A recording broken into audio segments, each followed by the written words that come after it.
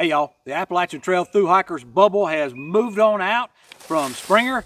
We got folks out there on the trail coming right from their mouths that are going to give you updates about how things are going. We got some news out there as usual. Let's go ahead and jump right in. I met Joe and Aaron at Outdoor 76 there in Franklin. They'd made it to Wine and Stair Gap and needed to get some new shoes. What they had, I guess, wasn't working for them, but they came on into town. I just happened to be in town on business. Wanted to go check out some things there at Outdoor 76. Ran into them. That was awesome to see them there. They sent in their update. Hey, good morning, Ramdino. Joe and Aaron checking in. We camped last night on the top of Wesser Bald. Gorgeous sunset, gorgeous sunrise this morning. A little bit chilly, but wonderful place. Heading into the NOC today. It was a pleasure meeting you in Franklin at Outdoor 76. Shout out to all the guys there. They hooked us up with some better footwear, very professional, very great, good advice, great advice. Spent a couple zeros in Franklin due to the snow and the rain and the cold weather. Stayed at All in the Tramily. Big shout out to Dennis and Mary Pat. Awesome host, highly recommend staying at All in the Tramily. Couldn't be better host, a great hostel.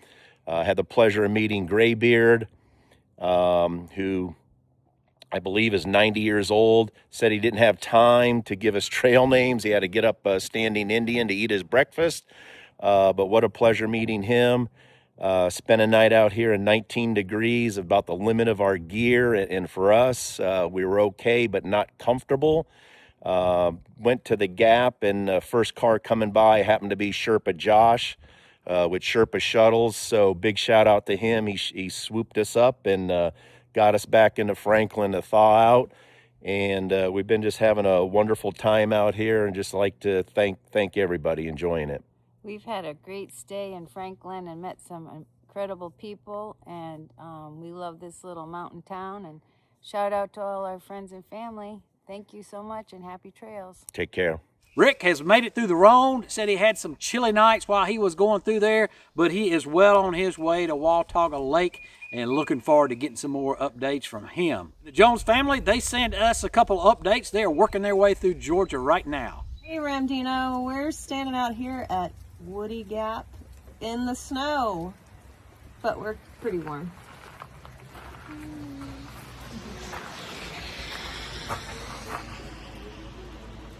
What day is today? Monday. It's Monday what? Is it, we don't know what day. 16th, I guess. Monday the 6th, March 16th. This is how far we made it, however far this is. What do you got? We have lost count of the days and the miles. But yeah, we're having fun, staying warm. Yay. Mama. Love seeing families out there hiking together, and particularly families out there through hiking. That's awful cool. Mary Hiker and Leftovers, they have finished Georgia. Welcome to North Carolina, and they've got new trail names, and that's Turtle and Reptile. They sent an update. Hey Ramdino, it's the Mary Hiker with Leftovers. We are on trail. We just passed through Georgia. We're now in North Carolina. We got on trail about a week late, but we've been out here for a couple weeks and looking forward to see what North Carolina has for us. Thanks for all that you do for the trail community. Appreciate it, and we'll see you out there. Love seeing people get new trail names. They were awfully excited about that as well. And Checklist, he sends in his update. Hey Ramdino, it's Outdoors with John, aka Checklist, and I'm coming to you from the top of Chihuahua Bald. I'm just amazed at all the hills I've already climbed coming up here. We got some snow yesterday.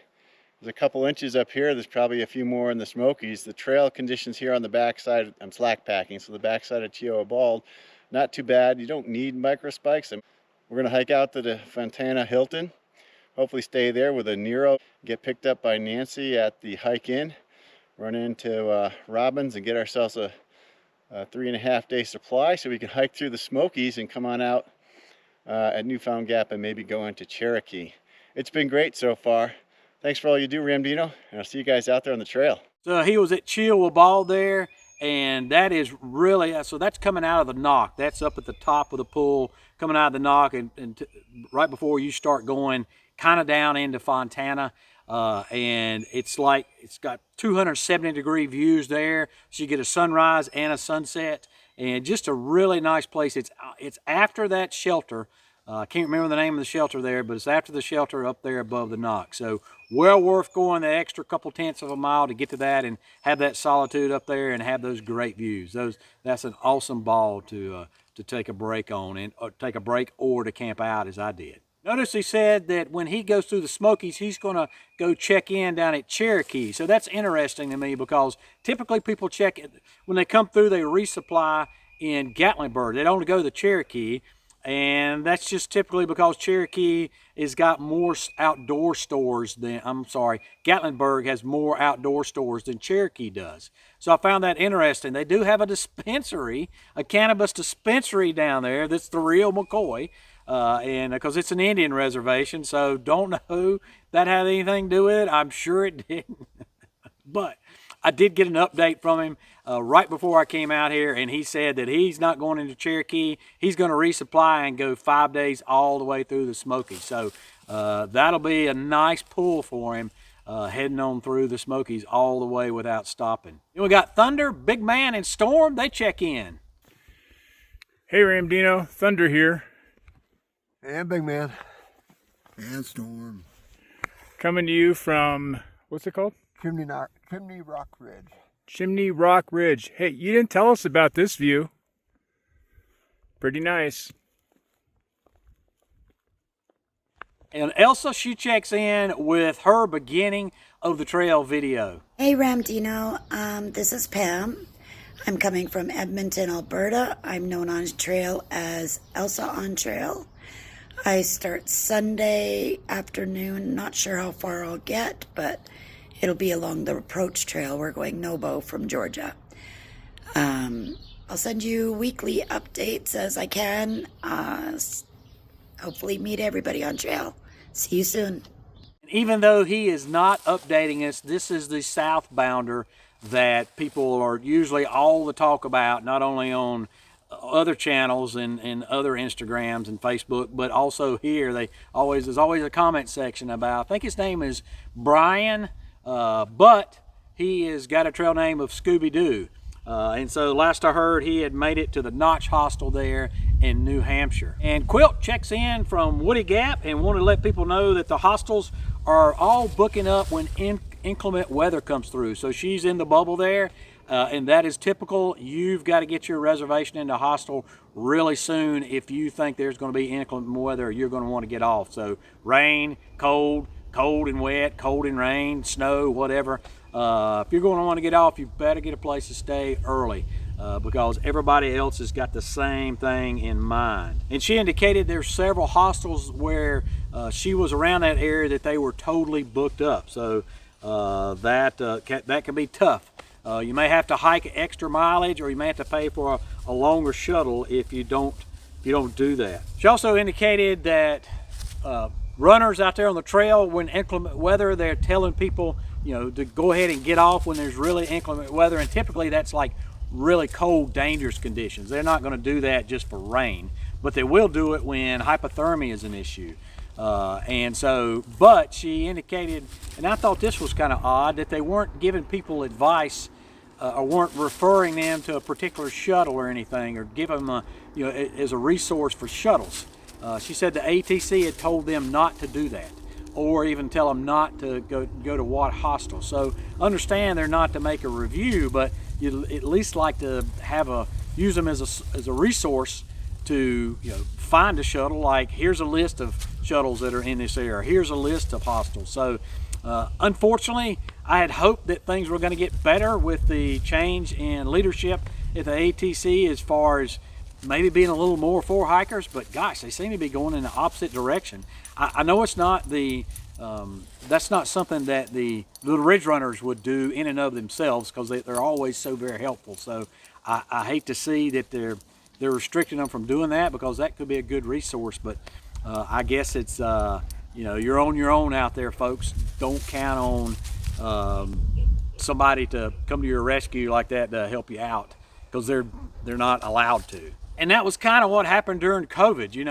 ATC at first was like, okay, everybody get out on trail, get away from people, get out there, let's get outside, like everybody else was, where you're not around a bunch of people. And then the trail got too crowded, and including thru-hikers, and then they said, okay, get off, it's going to be a danger to communities, everybody get off immediately. And of course that created a problem with shuttles shutting down and hostels shutting down, and I don't know how many folks called me desperate for how to get off the trail with no resources from the folks that told them to get off the trail. So yeah, that's just disconcerting to see that. Hopefully, I don't know if things will get better or not. You folks are going to have to get in touch with them and petition them, the hiker community at large, before that's going to happen. And Joe of the Mo and Joe duo check in, and so Joe said that Mo is off trail and he's now hiking with Alaska and a couple other folks, and Alaska would be checking in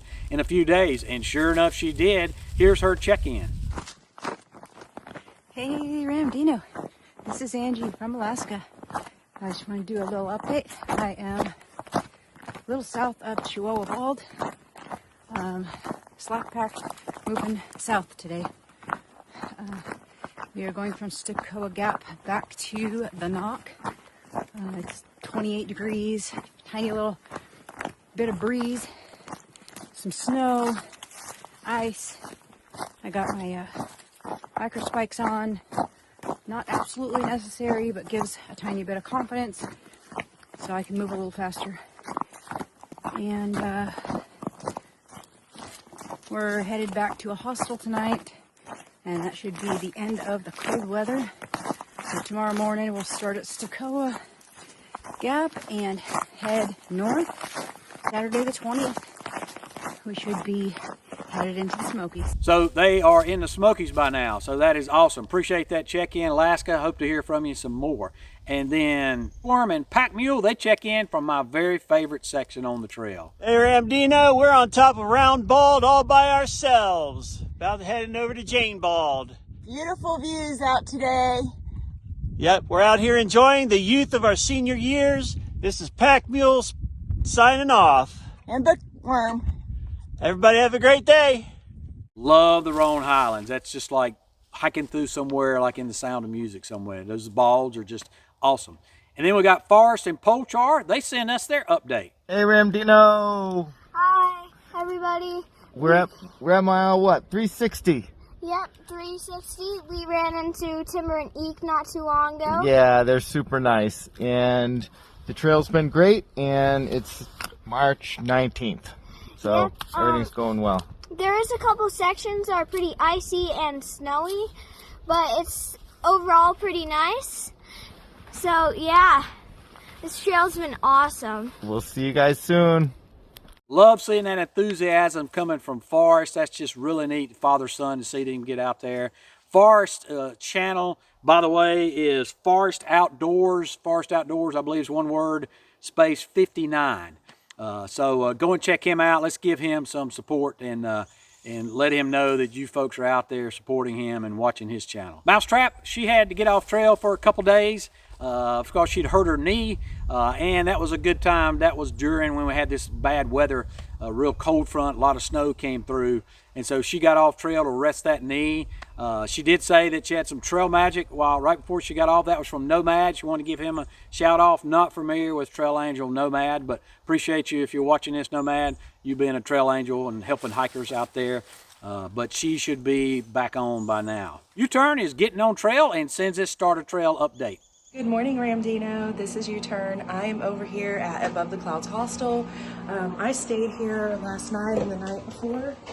I love their map. Anyway, so I have made it to Neil Gap. I'm getting dropped back off there this morning and I will head north. I just wanted to touch base with you. Wanted to also let you know that the trail looks great from Springer all the way to Neil Gap. There's a couple spots that are slick from the mud because of all the ice melt and water runoff, but other than that, it's great. Couple of blowdowns that are super easy just to step over, nothing major. So keep doing what you do and we'll check in later. Bye. Thanks for that great trail information. Anytime anybody checks in, please send me some trail information because other thru-hikers watch this channel to keep up with each other. They don't have time to go to each other's channel, but they can come here and kind of the trail thru-hiker, I guess, headquarters, for lack of a better word. But people come here and check out each other, and so that's great when they can come here and find out awesome trail information like that. Ash and Tie-Dye Goat, they are in Virginia. Send in their update. Hey, Ramdino, this is Ash. Tie-Dye Goat.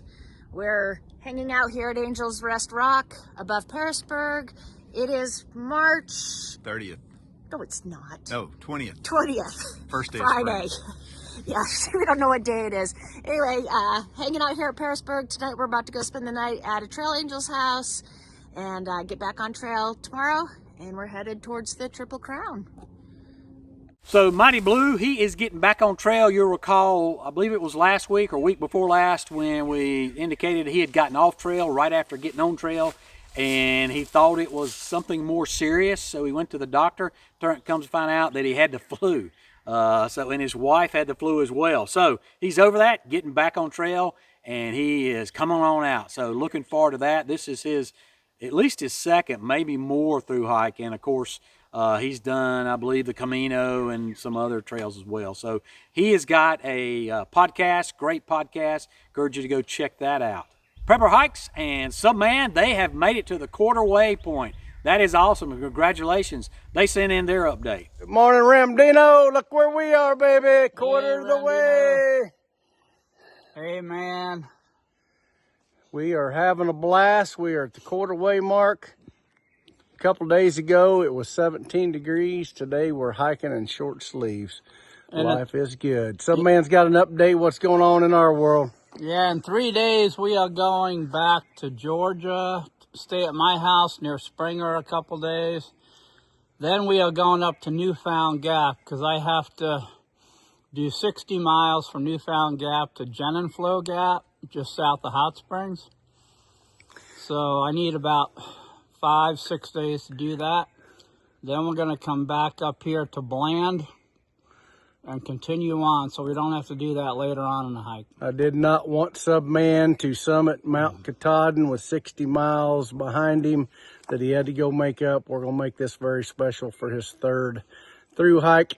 You can find me in between Newfound Gap and Kaloe doing trail magic. I'll be handing out candy bars and freaking people out who's been following me. They'll say, what are you doing back here, Prepper? I got to go back to the bubble, I guess. Going back to the bubble. Appalachian Trail 2.0. Let's go, baby. Have a good one. Bye. Be careful there in the Smokies. They typically really frown on trail magic in the Smokies. They have run Fresh Ground out of there and said that he didn't have a permit as a concessionaire. If you're just handing out Snicker bars and stuff, maybe they'll just slap you on the hand, but be careful about that. And then Prepper Hikes also said that, gave a comment on the Damascus there, the detour around the Creeper Trail. He said the detour is awesome, mainly a ridge walk, very well marked.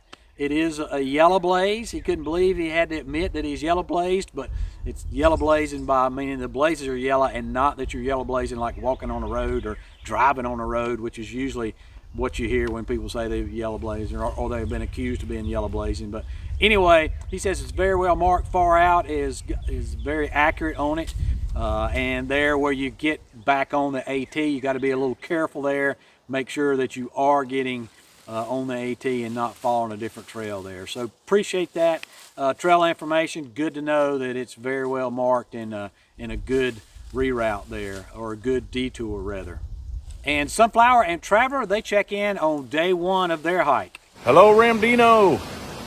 Well, it's our first day on the trail and we made it to Long Creek Falls. Figured we'd give you an update. This morning it was rainy, windy, there was some sleet, and it was cold. But guess what? It's a great day to be on trail. I think we're heading up to Hawk Mountain Shelter. I think we're just going to stop there for the night and get some warm food in us. Thanks for everything you do. Bye. See you later. Well, I am hot here. It's like 81, which it feels awesome out here. And spring is sprung, the leaves are coming out. I know the same thing's going on for the hikers out there on trail. They did have some inclement weather where it was chilly, but it's starting to warm up out there. That means they're using electrolytes, and that's, you know what that means? Check this out.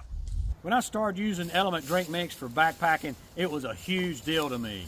I was losing those electrolytes and getting cramps and brain fog at night, and these electrolytes of sodium, potassium, and magnesium, that perfect mix that's in here, and the no dodgy ingredients is what kept me going. Well, they came up with something that's even bigger, and that is their sparkling variety. That's right, their sparkling variety that you can put in the refrigerator at home, have it ice cold and waiting on you when you get back from the gym, when you get back from the field, when you get back from working out there in the yard. That is absolutely huge. And they've come up with an even bigger deal now, but it's a smaller version. That's right. Bigger deal, smaller size in the 12-ounce version. Element Drink Mix, it's got the same electrolytes in it of sodium, magnesium, and potassium that all their other products do, but at half the strength. Right now, if you want to get you some of this and gives you a free sample pack with any order, you can go to drinklmnt.com/Ramdino, and they'll send you a free sample pack that has a bunch of great flavors, and they have a ton of them of their powdered drink mix. That's drinklmnt.com/Ramdino. Go and get you some. Yep, it's heating up out there in the temperature, and the trail heat map is heating up as well. So the bubble now has left, the main part of the bubble has left Springer. So now our registrations and our folks getting on trail is going to less and less each day down at Springer until, you know, it gets to be basically very, very few people in about less than a month in mid-April. But we had this past week, we had 4 days when the trail was maxed out, meaning more than 50 people have stepped off on the same day. Now, that doesn't mean they're not going to get to hike. The ATC will register as many folks as get out there. As a matter of fact, one day this week on the 17th, there was 81 hikers that were registered. Now, anywhere from 10% to 25% of people don't register. So that means anywhere from like 8 to 14 other people can be added to that 81 that stepped off and got on trail at Springer. If you left on the 17th, that big day when so many folks stepped off, let me know. I would be very interested to know what the trail conditions were. Was the crowding an issue? Was the campsites at the shelter? Hawk Mountain is, I believe, 12 miles in, and that's a typical first stop for a lot of people. So was that just jam-packed, and were you miserable out there? Or was it a great time being around all those other people? I'm sure it was, because you're just starting your hike, but I would be interested in that. Leave a comment down below if that's if you left on that day. And if you're with the Georgia Appalachian Trail Club, I would like to hear a comment from you. I hadn't heard much. Usually I hear a few things from some members of the Georgia Appalachian Trail Club this time of year, but I haven't heard anything from y'all at all. So I'd like to know how things are going out there. The GATC checks people in. They're the ones that run the check-in program starting, I believe, in February down at Amicalola Falls State Park. They're the ones that do the classes. Give you your bag tag, do your if you hadn't registered already, they help you register, and all that stuff. So would love to hear what you folks have got to say. And then we got 16 people from the registration list that's starting, from my support list rather, that's starting this upcoming week.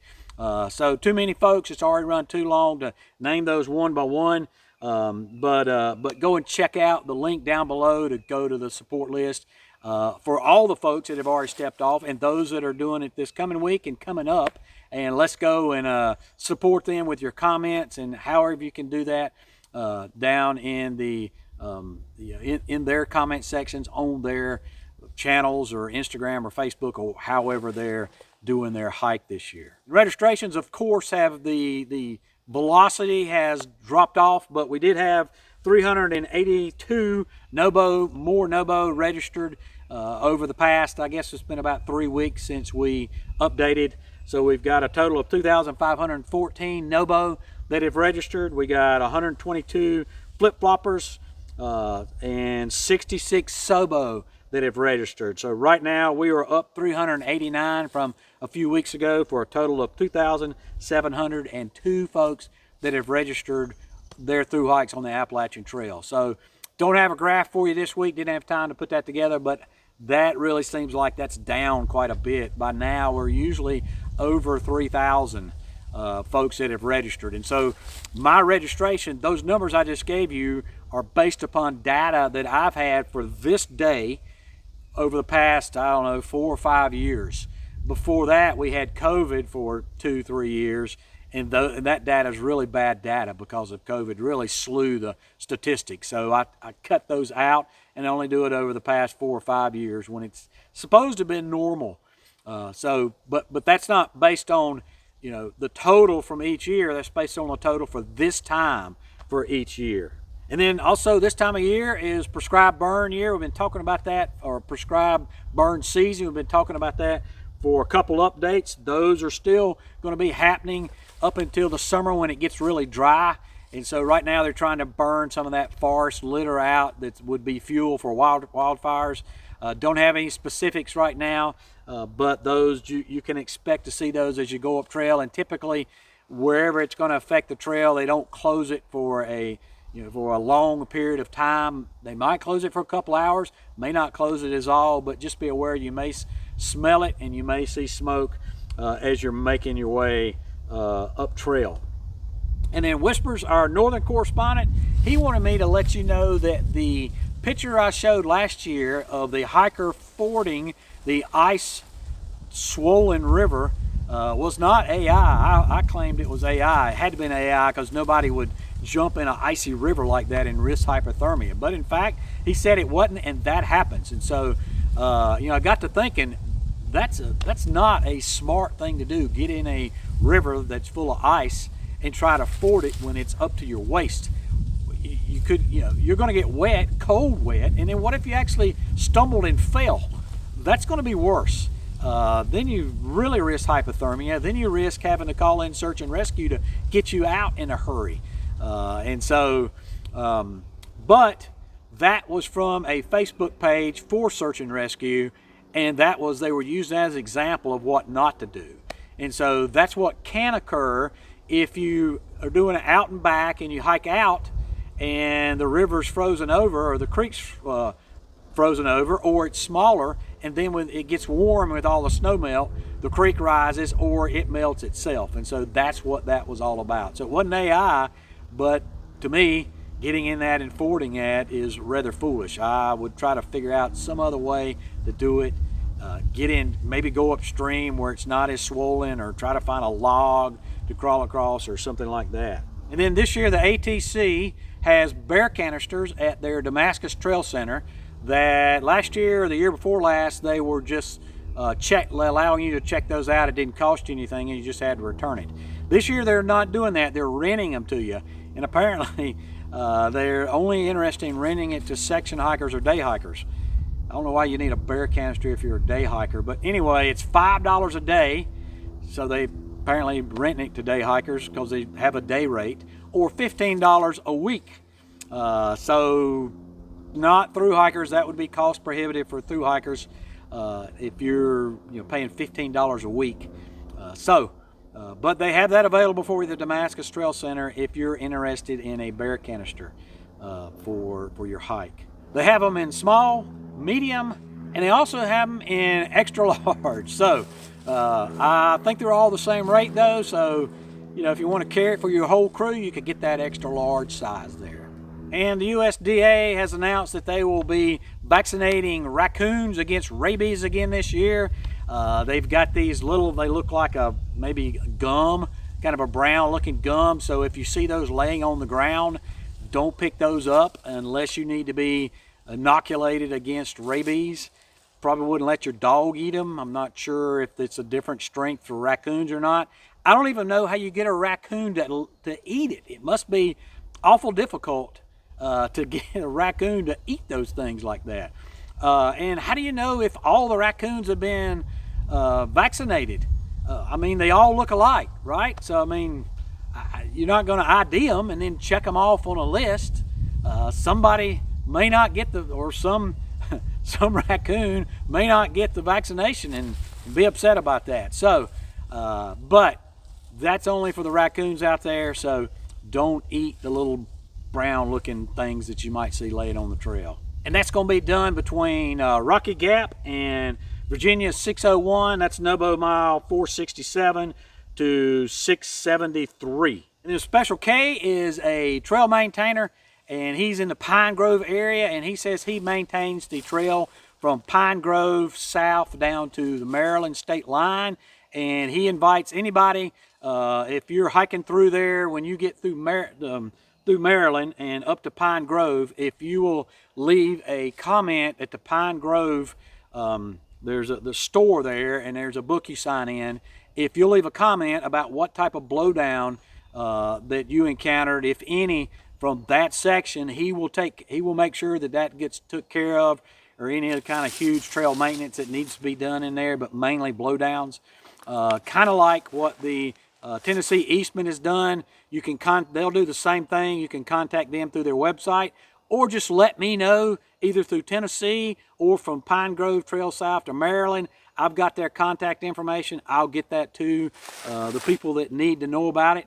The best way you can do that is wherever you're standing on the trail when you encounter that blowdown, if you'll pop a pin on your far out, it will give a trail, Nobo trail mileage. And so let me know what that mileage is so I can let the trail maintainers know where that blowdown is on the trail. And also just take a quick picture of it with yourself or a trekking pole or your pack or your water bottle in front of the blowdown so they know what size chainsaw to bring, right? Because if it's a 4-foot caliper tree, that's a different caliper. I mean, that's a different size chainsaw they got to carry miles into the woods than maybe something that's only 12 inches around.